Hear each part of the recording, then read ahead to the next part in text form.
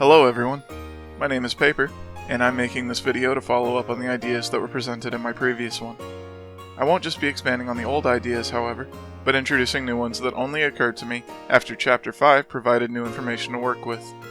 There are also a number of things I want to talk about in this video that I was already considering for a long time, but just did not have the in-game evidence to support until now. It is not required to watch the previous video to enjoy this one, but I do highly recommend it as it sets up and explains many things that will make this video easier to understand. If you just want to watch this one, you should know that I'll be moving forward with the idea that Noel is the Roaring Night, and that each Dark World and its inhabitants are created and characterized by the opener of each Dark Fountain, and that these settings and characters existed long before the events of the game as concepts that Chris and Noel came up with together. In terms of tone, you can expect this video to be the kind of discussion one would expect from, say, a tea party. The kind of tea party you might attend after the viewing of any fifth numbered entry in a beloved series. Now, more importantly, I want to present the main premise of this video. I want to discuss the possibility that the main idea Deltarune wants to challenge us with is this: no one can choose who they are in this world.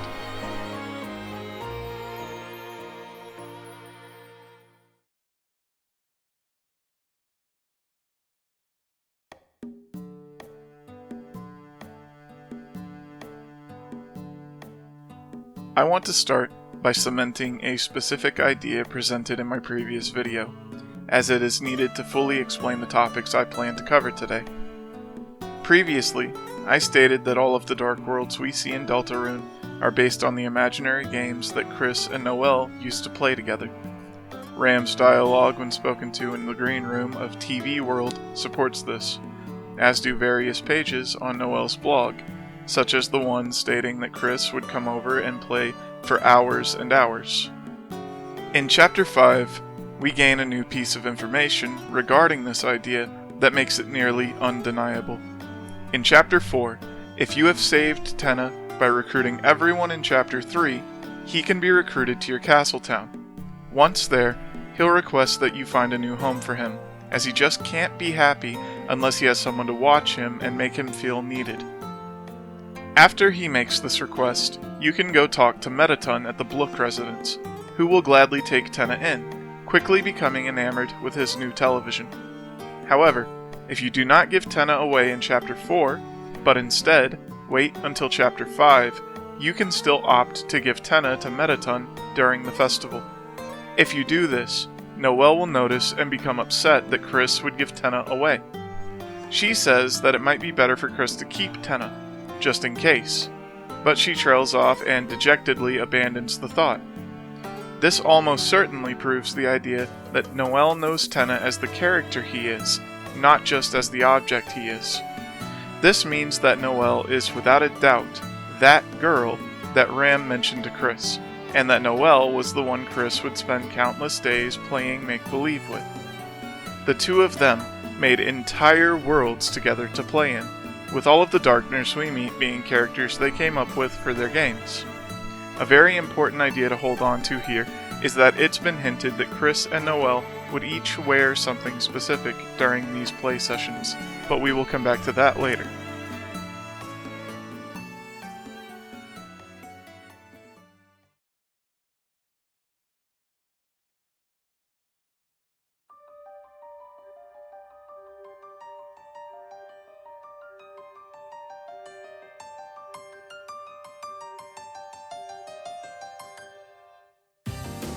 Now, let's examine the themes presented in Chapter 5. These ideas can give us a better understanding of Chris, the Knight, and the mechanics of the game's worlds moving forward. In Chapter 5, we meet Flowery, along with the other 6 flowers from Asgore's shop: Aqua, Seth, Yellow, Orange, Green, and Blue. These 7 characters are distinct from other Darkners, as their vessels are flowers instead of inanimate objects. As such, they aren't concretely Lightners or Darkners, but something in between. Each of them also represents one of the 6 soul colors and the traits associated with them that we've been familiar with since Undertale, those respectively being Patience, perseverance, justice, bravery, kindness, and integrity. These traits will be important later. Upon the creation of the Flower Kingdom's Dark Fountain, the flowers decide unanimously to use their newfound personhood to repay the kindness Asgore has shown them over the years, and provide him with an ideal world to live in. Flowery and the others spend the chapter either stalling the Fun Gang from sealing the fountain and trying to show them just how happy Asgore can be, or by trying to distract Asgore from the pain that his life has become defined by showering him in affection in an attempt to become his new family. Flowery specifically is very unlike the other antagonists we have seen in the Dark World so far, as he is not particularly concerned with the well-being of himself, but instead focuses on what would be best for Asgore, and to an extent the party. Flowery understands that he and his kind can't exist in a dark world for long without withering, but he says that as long as he can use that short time to bring happiness to the man that brought him and the others such joy, then even withering away would be worth it. Besides his intentions to help Asgore, Flowery also seems particularly antagonistic towards Ralsei. Flowery shows a similar level of meta-knowledge to Ralsei, mentioning concepts like the battle UI, much to Ralsei's chagrin. Flowery doesn't seem to hold any real animosity for Ralsei, though. Instead, his actions seem to be his way of breaking Ralsei away from the preconceptions that are holding him back. Ralsei believes himself to be nothing more than a tool, something to be used by those more real than him to accomplish their goals. Flowery takes issue with this, steadily poking at Ralsei and forcing him to act and think for himself in ways that he never did before. Susie had already tried getting Ralsei to treat himself better, but she doesn't fully grasp what Ralsei is struggling with, and thus can't offer him the help he needs. Flowery's unique circumstances, however, gives him an opportunity to offer relatability to Ralsei, giving him a new perspective to view not only himself, but his relationship to Chris and the player, and his role within the world of Deltarune. This is freeing for Ralsei, and by the end of the chapter he's become more aware of his own wants and needs, choosing to do things his own way even if it means going against what we tell him. All of this says to me that Chris feels very much the same way Flowery does about Ralsei. Flowery's behavior towards Ralsei seems to at least partially stem from Chris, with more options being given to us in this chapter to encourage Ralsei to become his own person, rather than just a character for us to command and play with. I will come back to Chris and Ralsei in much greater detail in their own segment later.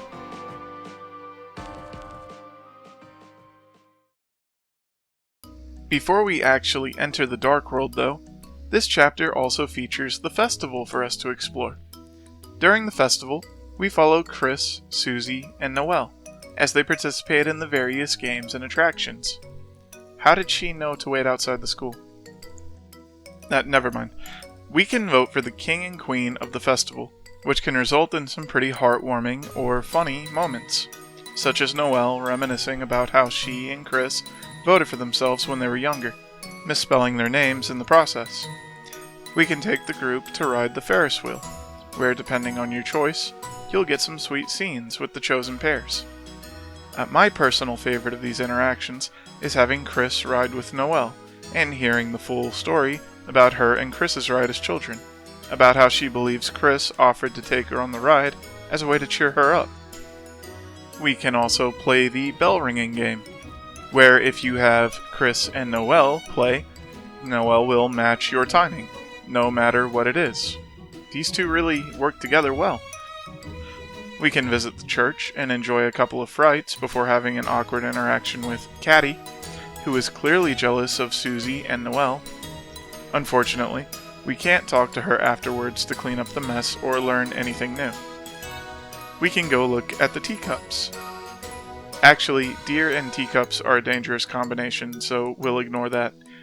We can view Pizza Pants' stage performance, which doesn't seem to have a happy ending, no matter what we choose. We can also get some delicious free food, like this ice cream.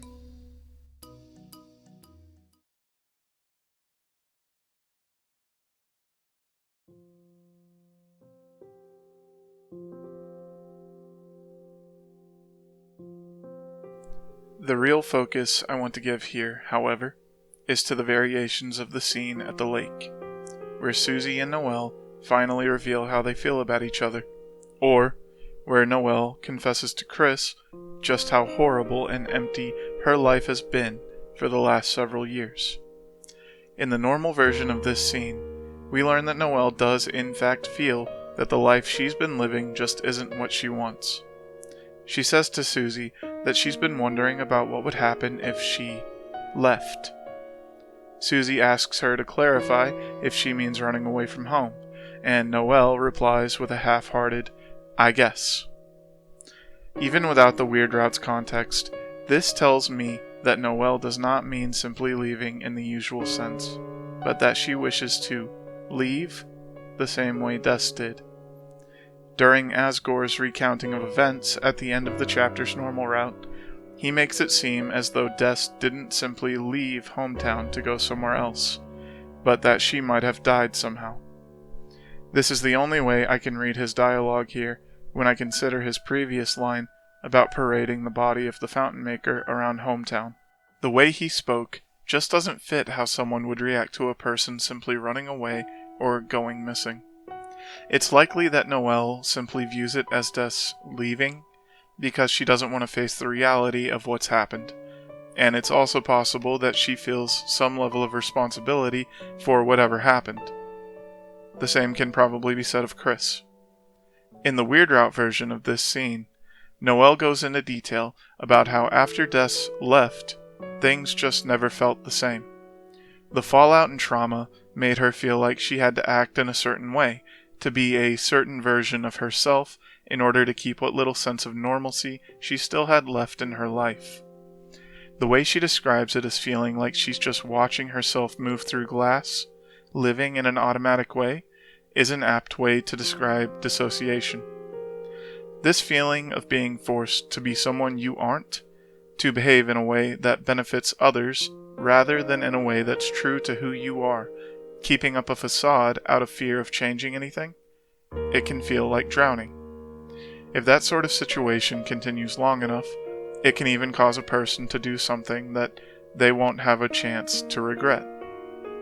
Noelle then laments that even though she knows it's wrong, casting Snowgrave on Birdley was empowering in a way that she had never felt was possible. This one extreme, real moment was enough to crack her mask and show just how hopeless she had been feeling since Des was lost.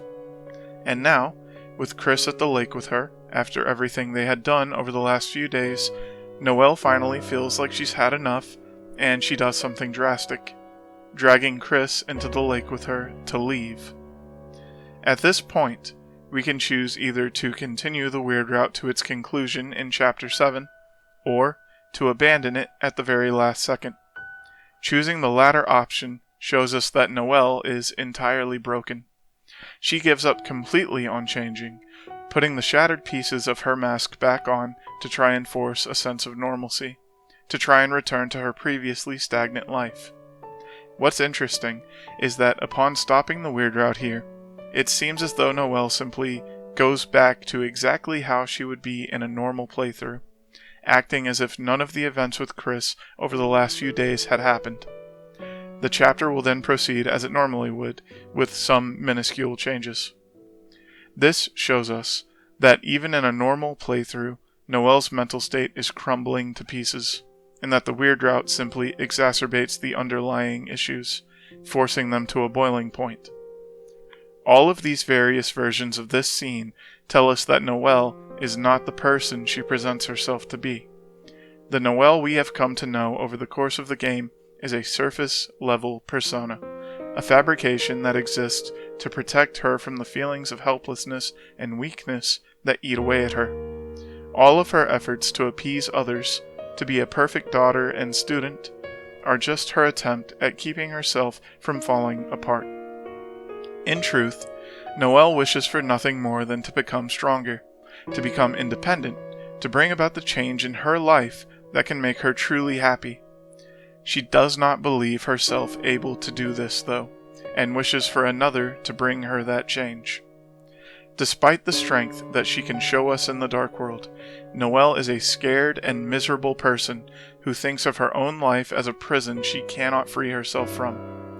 This confirms the suspicions I held towards Noelle's character that I voiced in my last video, but I can't say I'm happy seeing it play out like this. I have more I need to say about Noelle's state of mind, but other ideas need to be discussed first.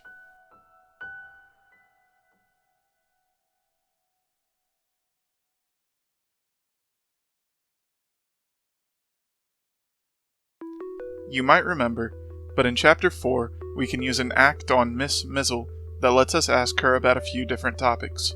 Specifically, we can ask her about the blue flower. She remarks that a blue flower is not camera shy, and states that she knows him to be a kind and gentle soul, asking us to give her regards should we see him.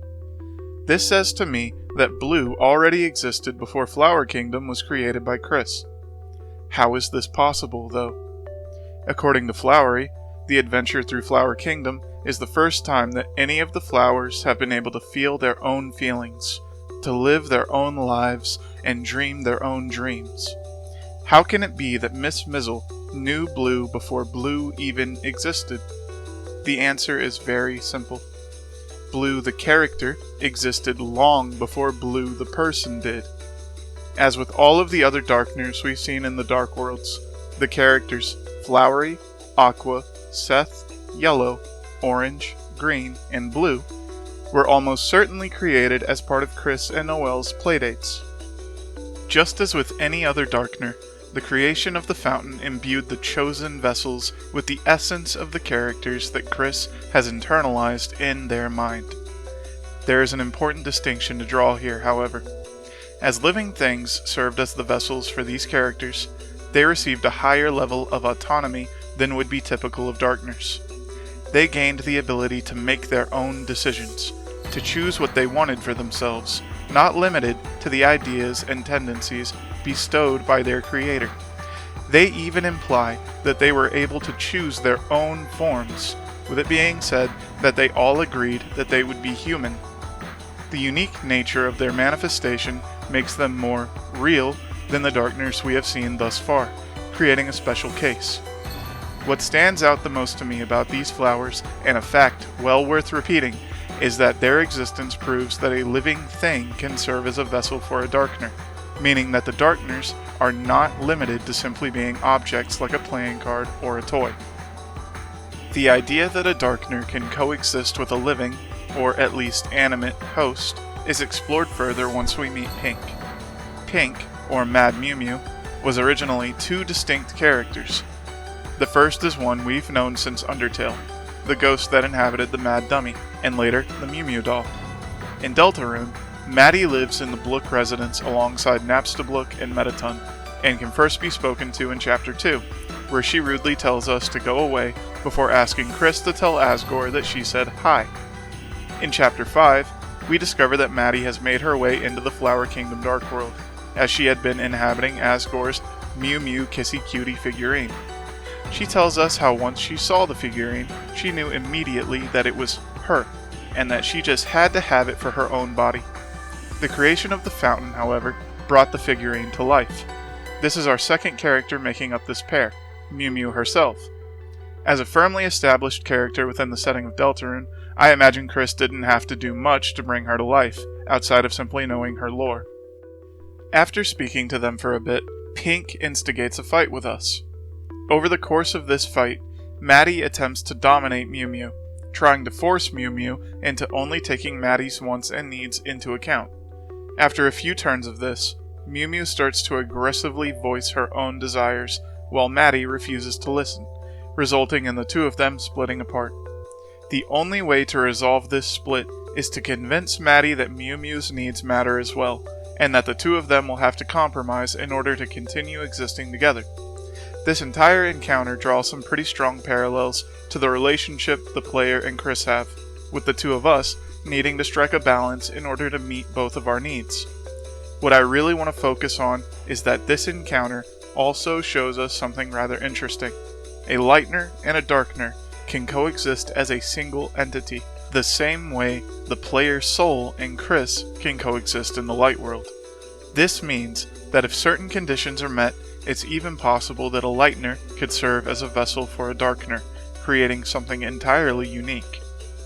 Now that we know this is possible, we need to discuss Susie, as her character will be vital in understanding the other two pairs of characters that we will be discussing.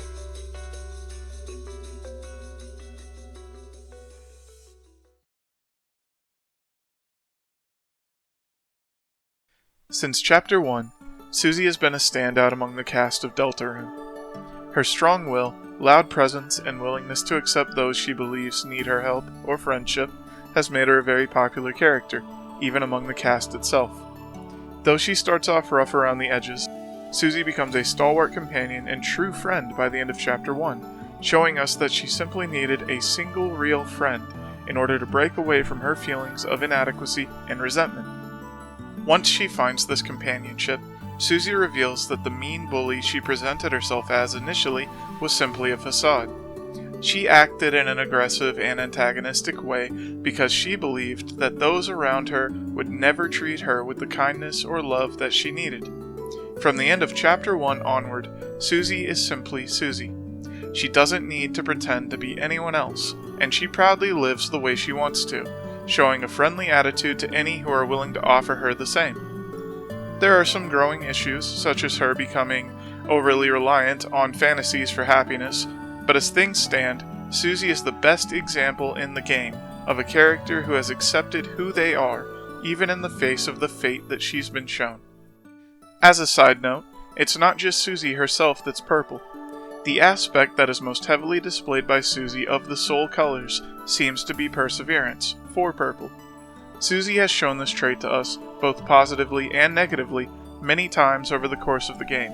The best examples of this are the various Susie's Idea acts that we gain access to in certain boss fights, showing that even when something seems impossible to get past, she'll always innovate a way forward, never giving up. I wanted to examine Susie first because I want to explore an idea. What is it that makes a Lightner keep their form in the Dark World? Is it their soul? Their determination? I don't think that's it. I believe what sets a Lightner apart from a Darkner is their sense of self. As a Lightner has a defined personality in the Light World, a consistent character that they portray, there is no room for a Darkner to manifest upon their entry into a Dark World. They are who they are, and that's that. Nothing anyone else does can cause a Lightner to become a Darkner. They will continue to exist as they are, unless they die or something otherwise tragic happens to them, regardless of the Dark World they find themselves in. There may be exceptions to this rule, however, if for example a Lightner were to willingly choose to become a Darkner. To illustrate this idea properly, I'm going to show you an example of the kind of person who could accomplish something like this.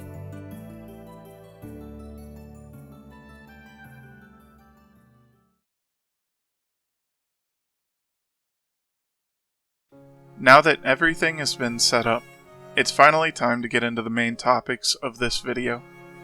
Of the two remaining pairs of characters we need to discuss, I want to talk about Chris and Rouse first. We have been with Chris since the very beginning of the game. As we've played and explored, we've learned a lot about them. Chris is a very mischievous person, playing all kinds of pranks on those around them, especially Noelle, as she was their closest friend. This doesn't mean Chris is a bad or malicious person, though. From stories we can hear from Toriel, Noelle, and others, we can learn that Chris was a genuinely likable and friendly, if a bit odd, child prior to the incident involving Des. From what we've seen in our playthrough, Chris seems to be the type that cares for the people close to them, even if they have a hard time showing it. We've also had plenty of examples of Chris's genuine good nature and penchant for creativity, as they've been responsible for at least 2 of the Dark Worlds we've seen. They also show a talent and love for the piano, playing a beautiful version of Don't Forget in the Dark Sanctuary of Chapter 4, with several other moments throughout the game showing that playing the piano is intimate to them. Even if their recent behavior has been standoffish in the eyes of others, through their Dark Worlds, we can see someone that deeply loves their family and friends, wanting all of them to be happy in their own ways, despite whatever dubious plans they may be being forced to participate in. Chris also seems to feel out of place among their peers, being the only human in Hometown. And like Noelle, Chris has shown signs that they lack a sense of self-worth. The state of their room is one example of this, lacking any defining features whatsoever until Susie kindly offers one of Azrael's glow-in-the-dark stars to them. The more relevant example, though, is the story we hear about Chris and their horned headband. As a human raised in a family of monsters, Chris seems to have been very aware of their differences. This horned headband was given to them by their family to alleviate these worries, but after months of wearing them and pretending to be a monster without ever growing horns of their own, reality settled in. Next up, Ralsei is a very kind, selfless Darkener we meet at the beginning of Chapter 1, imparting the prophecy to us so that we can begin to work against whatever end is coming. In appearance, Ralsei strongly resembles the monsters of the Dreamer family, a mystery that players have pondered for years, on top of why his name is obviously a respelling of Azrael. In terms of personality, Ralsei is defined by the kindness and love he shows to others, but, just like Chris and Noelle, he also shows a severe lack of self-worth. Outside of the lack of confidence, Ralsei seems to be an idealized member of the Dreamer household, as if he was based on them. Over the course of the game, Ralsei has become more and more his own person, slowly opening up to the idea that his own wants and needs matter. As we have progressed, we have been given many chances to speak to Ralsei, and with each chance, we are given the opportunity to push him further towards realizing that he doesn't need to limit himself to just worrying about what we want. Of course, we can also choose other less helpful options, but I will be ignoring those for the purposes of this discussion. These breakthroughs in Ralsei's development have added up more and more over the course of the game. Like Chris, Ralsei's room starts completely barren, lacking anything that might show a sense of self. Starting in Chapter 4, at Susie's suggestion, we can begin collecting furniture for Ralsei, and he arranges this collection into a room he can truly call his own.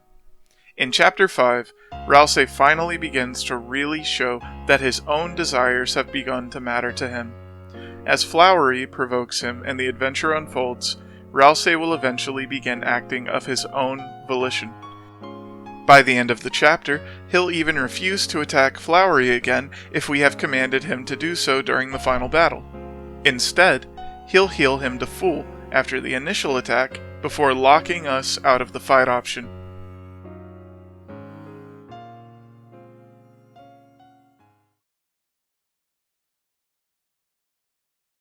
All of this shows us that Chris and Ralsei share a large amount of character traits and struggles, with both of them coming to terms with their own sense of self and learning to cope with the reality of their existence.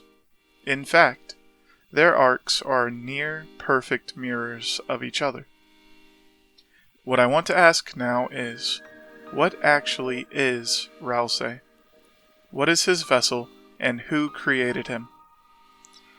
What I want to suggest is that Ralsei is a character Chris created for themselves.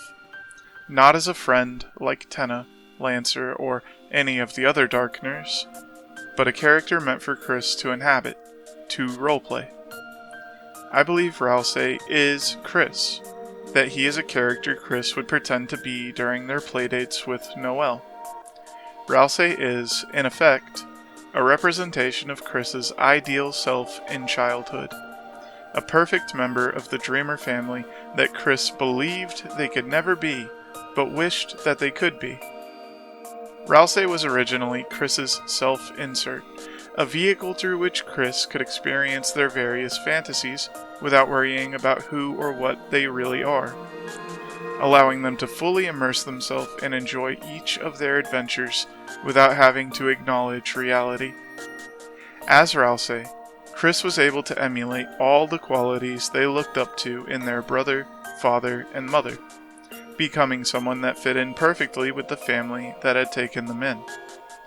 As Chris and Ralsei are originally one person through this interpretation, this also explains quite a few questions we've had over the course of the game, such as why Ralsei could perfectly recreate Chris's room in Castletown.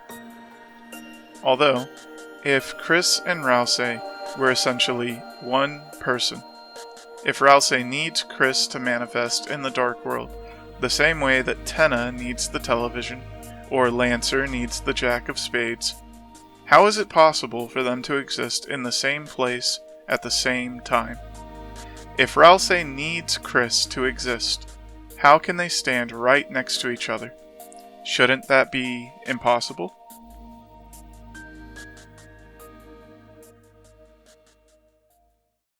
Actually, it is possible. In fact, I'm going to prove to you right now that it can be done. And I'm going to do it by letting Chris show you how they pulled it off.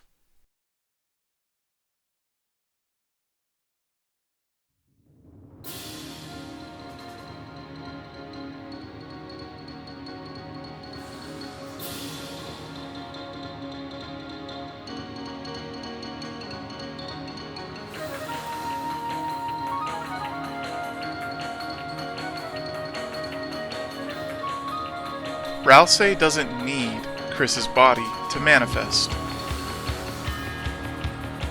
All he needs is their soul.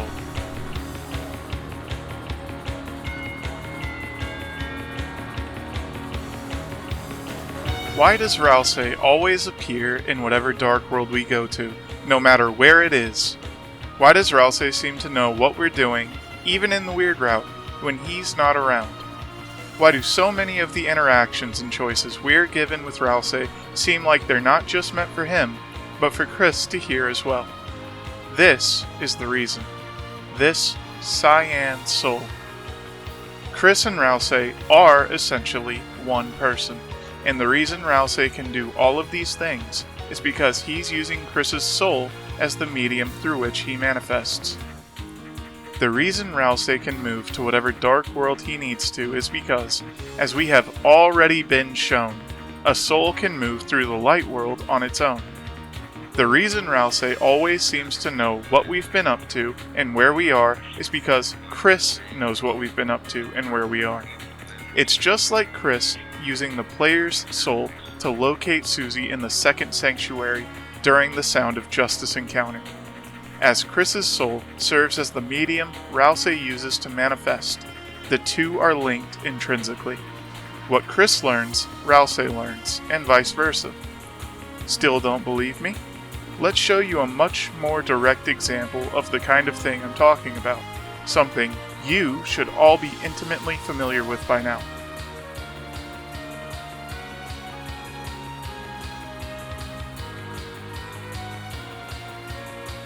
Do you remember the very first thing you did in Deltarune? It wasn't going to Card Kingdom, it wasn't going to school, it wasn't even waking up in Chris's room. The very first thing you did in Deltarune was create your vessel, the character meant to house your soul. The narrator, who we all know the name of, sits you down in the Goner Maker and has you spend several minutes creating your own character, a stand-in for you to experience the world of Deltarune through. You don't just make a blank slate though. In most video games, character creation would involve you allocating stats, choosing gear, making a highly detailed aesthetic, and generally, deciding upon your playstyle. Not in Deltarune though.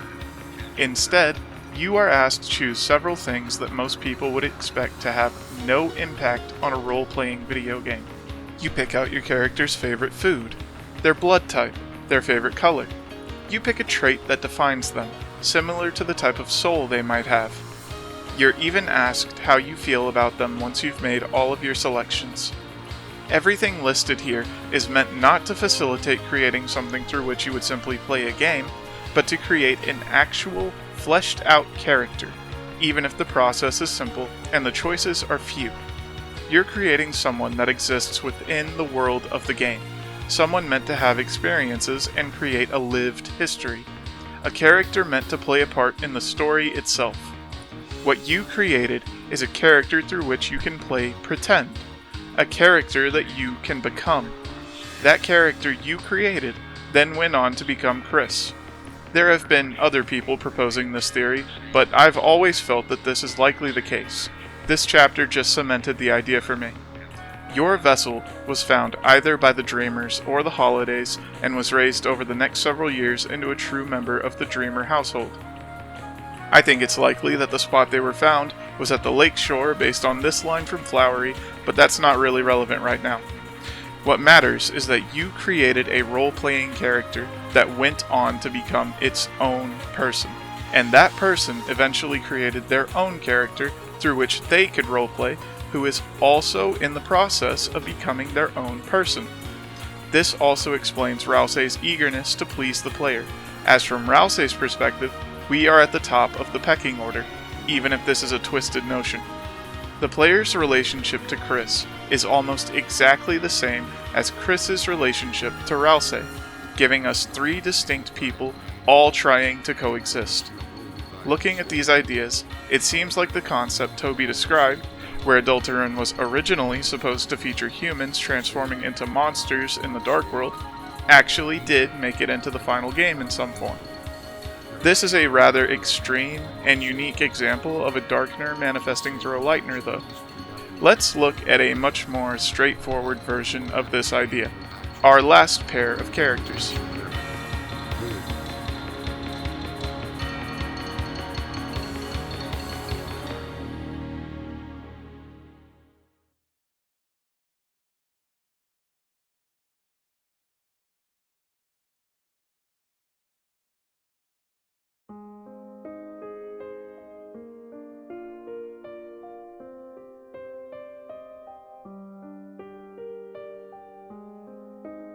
Now that we've looked at Chris and Rousey, let's finally follow up on our analysis of Noelle from earlier, and take all of the ideas I've presented so far to their logical conclusions.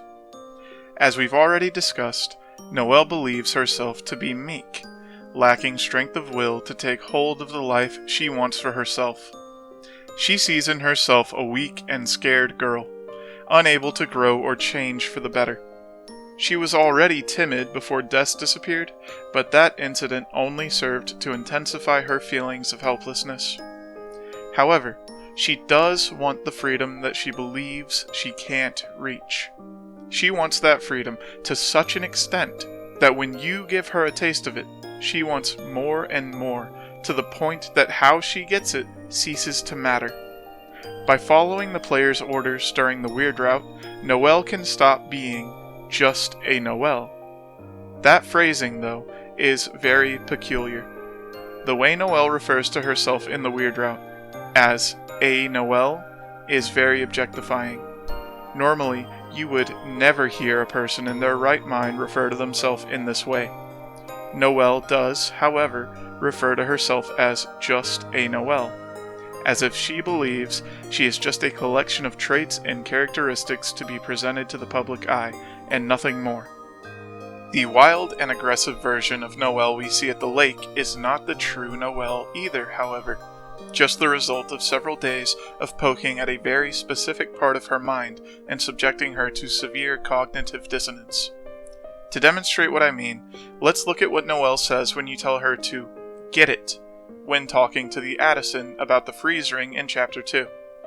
She never says, "It would be wrong," or "I don't want to hurt him." What Noelle says when you direct her to attack this defenseless salesman is, "No, not me. I could never."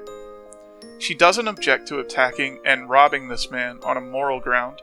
She objects to it because she believes it would be out of character for her to do so. She still goes through with it, justifying it to herself immediately by first acting as if he simply gave her the ring, and then further justifying it by saying, "It's good to get stronger." This happens again when you tell her to use Snowgrave.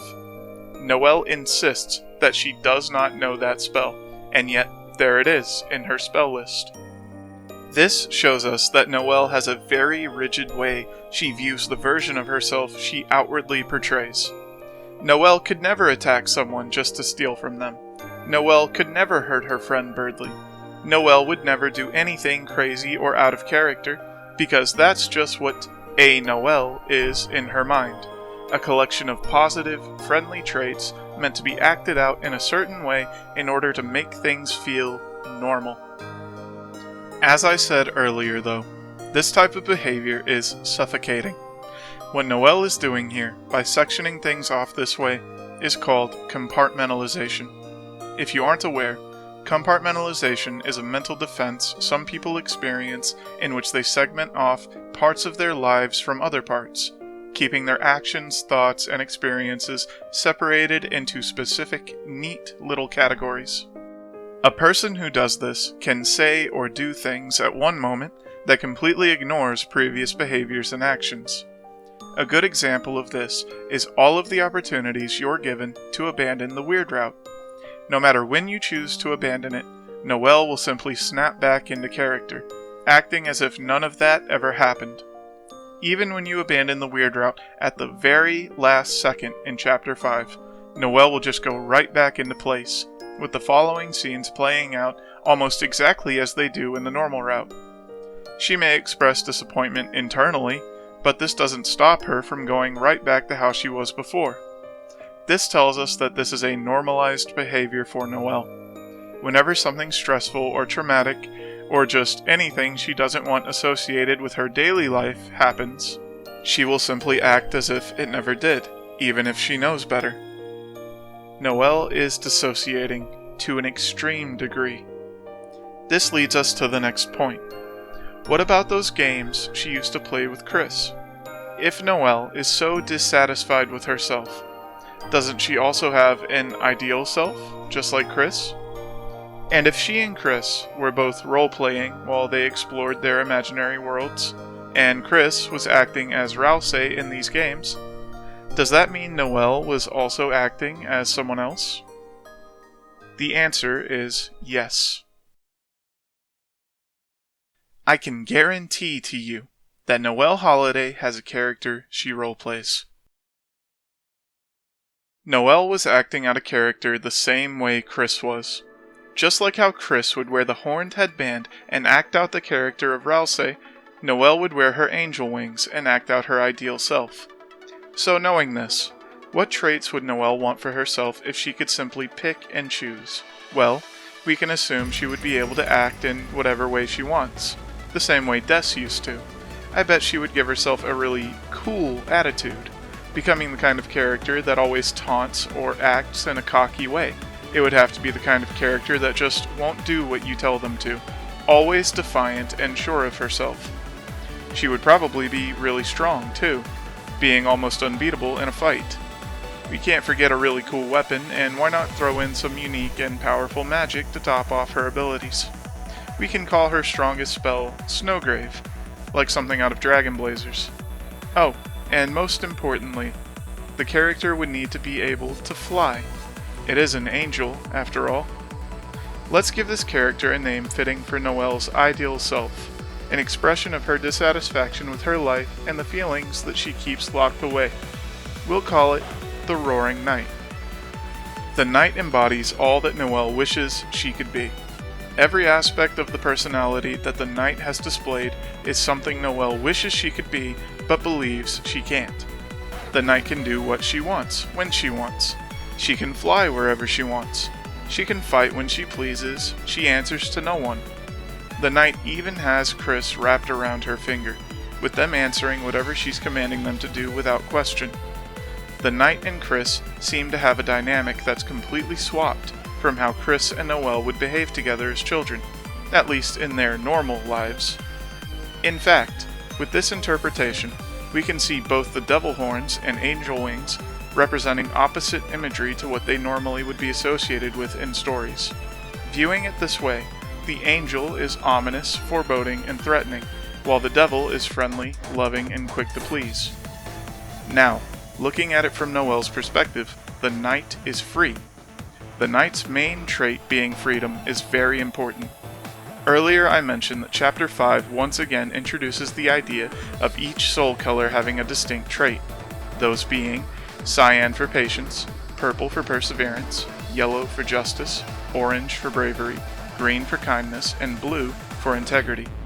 We've seen our other characters display this as well, with the colors of their UI elements matching the trait closest to them, with Chris being cyan, Susie being purple, Rouse being green, Birdley being blue, and Noelle being yellow. What does red mean, though? I believe that red signifies freedom.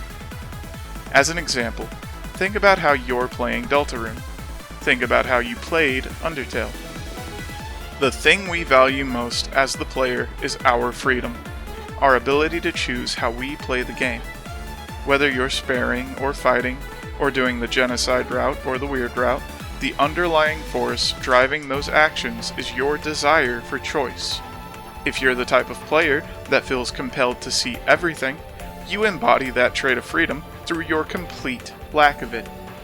Either way, it is what defines the player of the game from the game's perspective.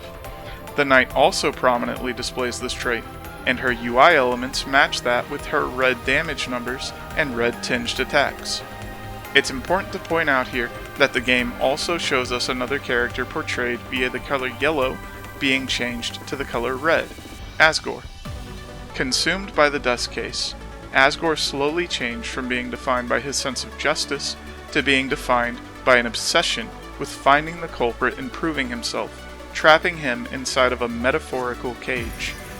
Noelle's case is different though, as she is cordoning these sections of herself off from each other.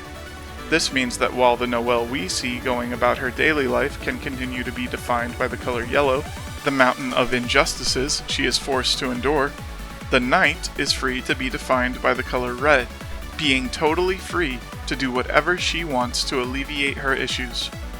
It's just like how your own soul can change colors based on circumstance. When Noelle is acting as the Knight, the color of her soul changes to red.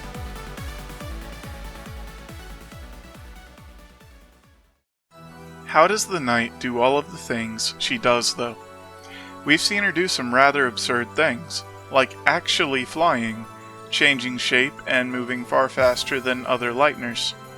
Well, it's because the Knight, while in the Dark World, isn't a Lightner. She's a Darkner, just a very special one. Remember again how Darkners are born upon the creation of a Dark World.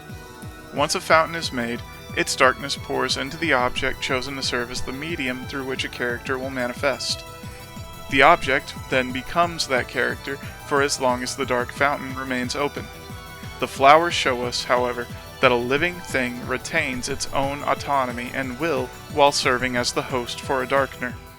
Now, think about how Noelle views herself. Think about the oddly objectifying way she refers to herself in Chapter 5's Weird Route. I think what is happening is that when Noelle enters a Dark World while portraying the character of the Knight manifests as a Darkner. It makes more sense when you think about when the Knight shows herself each time you encounter it. The very first time you see the Knight, it's after Susie has lied to Noelle, only to go off on yet another Dark World adventure that very same day. The next time we see the Knight, it's right after Noelle had her day ruined by having a fight with Carol right in front of her friends. Finally, the third time the Knight appears is after Rudy collapsed at the festival. These events even remain consistent across the Weird Route, with Carol throwing everyone out of her house and making a scene in Chapter 4. The reason the Knight's behavior remains consistent across each route is also because, as she is a character sectioned away from the part of herself that is adverse to the actions performed in the Weird Route, Noelle would have no reason to change her actions as the Knight. It's the same logic that Noelle uses to go back to being a Noelle when you abandon the Weird Route. In Noelle's mind, Noelle does Noelle things, and the Knight does Knight things. These two aspects of herself are never supposed to mix together, so one side's effect upon the other are minimal. Think once again about Snowgrave being in Noelle's spell list. She claims that she doesn't know that spell. Who, then, is supposed to know that spell? Why does Noelle seem so nervous when she hears you mention it? The answer is that Snowgrave is a spell that belongs to the Knight. When you are engaging with the Weird Route, you subject Noelle to an intense level of cognitive dissonance, making it impossible for her daily self to rationalize her thoughts and actions the way she normally would.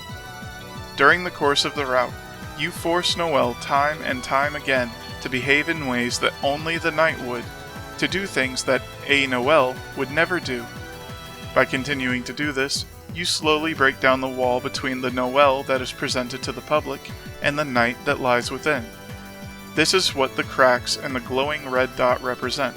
The daily Noelle slowly being subsumed by the side of herself that she keeps hidden away. Noelle manifesting her night persona through herself as a darkener can also help explain a number of things about the night that were a mystery. For starters, it can show us why the knight's weapon leaves behind a black shard when chipped, because both her weapon and armor are formed from pure, solidified darkness, or fantasy, similar to how a shadow crystal is formed from solidified determination, specifically lost dreams. As an extremely special form of darkener that uses a lightener as its host, it's possible that her form is considered more real than others, allowing her to persist within the light world under the right conditions. This could be how the knight is able to move both Undine and Asgore through Hometown despite needing to exist outside of a dark world in order to do so. As long as it's dark out, with no light to cut through its form, the knight can maintain herself outside of a dark world thanks to her vessel being a lightener. This does bring attention to the kidnappings themselves though. Why would Noelle, the knight, be doing this? There are two main reasons that I can see. The first is that she may be holding those she's targeting responsible for whatever happened to Des. The second possibility is that the knight is not actually the mastermind behind all of the events we've seen. It could be that she intends to trade the kidnapping victims to the demon that Chris summoned in exchange for Des and Rudy, but this is just speculation. Regardless, the knight's actions make sense when you look at her as having two main goals. First, to retrieve Des somehow, and second, to have fun with Chris, just like in the good old days. I would like to add here that I do still believe the mantle holder from the mantle minigame was in fact the knight, as its personality just matches too well with how the knight is portrayed by Noelle. In particular, the way she tries to look cool in front of Susie, and how the knight grins with glee upon seeing the party at the end of Chapter 4. The reason the mantle holder could speak to us is because it was doing so through text, meaning that it wouldn't be giving anything away by using its voice. This too is important, as when you strike the knight with enough damage in her boss fight, she screams the exact same way Noelle does, just at a lower pitch. This isn't the only time Noelle's voice pitch has changed either. In Chapter 5's Weird Route, Noelle speaks at a higher pitch when going into hysterics. This means that should the knight ever talk, her voice will likely give the game away.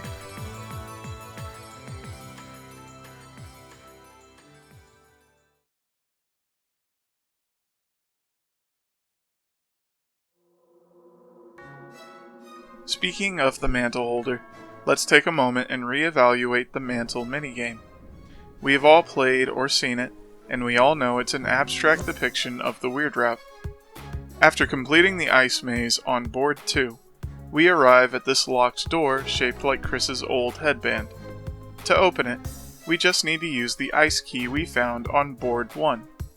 The key is then used up and the door opens. The game also tells us that she was used up, though. Entering the room, the mantle holder congratulates us before we pick up the shelter key and are told, "You were used up as well." There's still a third board, though. Think about these events again, but this time keep in mind the interpretation of Chris and Noelle that I've presented to you. Remember how Chris was behaving at the start of Chapter 5's Weird Route. Though they initially fight back strongly against us, once out of bed, they turn over control again. Chris at this point is completely despondent, unresponsive to all interactables and characters until Susie forces them back to the surface. Chris was reverting to their original intended state, a blank slate vessel meant to house the player. Now think about how she was used up again. At the end of Chapter 5's Weird Route, Noelle is at a breaking point. The version of her we've come to know over the course of the normal route is almost completely gone. That doesn't mean Noelle is actually gone for good, though. There is still something there. After she's used up, and Chris is used up, the mantle holder and the sword hero still remain. The mantle holder, the Roaring Knight, is still waiting to fight us at the end of the game. By continuing the weird route to its conclusion, we are destroying the normal versions of Chris and Noelle, leaving behind two toys meant to be forced to fight for our entertainment. That is where the weird route is headed, the complete erasure of Chris and Noelle as we have come to know them. By the end of the route, Chris will be nothing but an empty shell, and Noelle will have slipped fully into her delusions, leaving nothing but the knight in her place.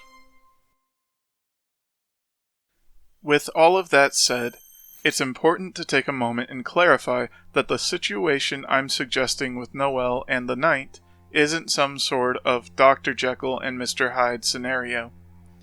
There is actually a game mechanic we've been using for all of Deltarune, and even back in Undertale, that helps illustrate Noelle's behavior. The ACT command. You know how the ACT command works. You choose your act, and the character will do something, say something, or put on a costume meant to help resolve whatever situation you're currently dealing with. That's exactly what Noelle is doing. She's acting. In each chapter, the ACT command has gained a new description. In Chapter 1, the description reads, "Do all sorts of things. It isn't magic." In Chapter 2, "You can do many things. Don't confuse it with magic." In Chapter 3, it changes to, "Many different skills. It has nothing to do with magic." Chapter 4's description reads, "Execute various behaviors. It can't be considered magic." Finally, in Chapter 5, the description reads, "It's not magic, is it? No, not something like this." It's interesting that in each chapter, they have felt the need to update this text specifically, and to make it seem slightly more important each time they do. This is most likely because they want to draw the player's attention to these descriptions, and make acting a concept that sticks in their mind beyond just using it in battle.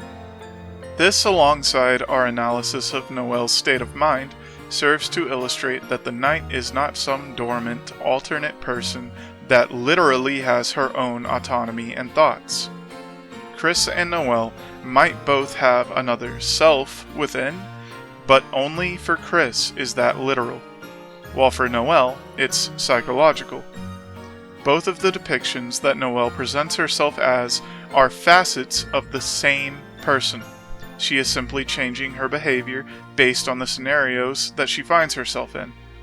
If something is easier or more natural for the normal, daily Noelle to handle, that's the character she will choose to portray. If a situation allows room for the knight to intervene, then Noelle will allow herself to cut loose. While the thoughts and actions she has while acting in both of these ways are being kept mentally split from each other, she is doing this in an intentional way. And were she to be pressured enough, Noelle would likely be forced to acknowledge the truth of her behavior. The weird route, again, is the best example of this, with Noelle being forced into situations that her normal side isn't equipped to deal with, without being given any opportunity to handle things via her more aggressive side, eventually culminating in a mental break thanks to her actions and thoughts contradicting to such a degree that she can no longer ignore reality. I imagine something like this is bound to happen in the normal route as well, bringing the story to a head and revealing the final tragedy.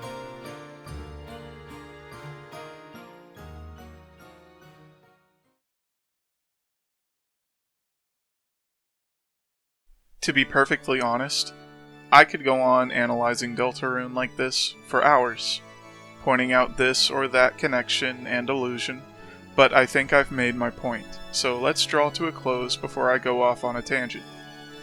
My prediction is that the normal route will end with helping Noelle accept both sides of herself in a healthy way, allowing her to exist as her complete, true self without hurting herself or anyone else anymore.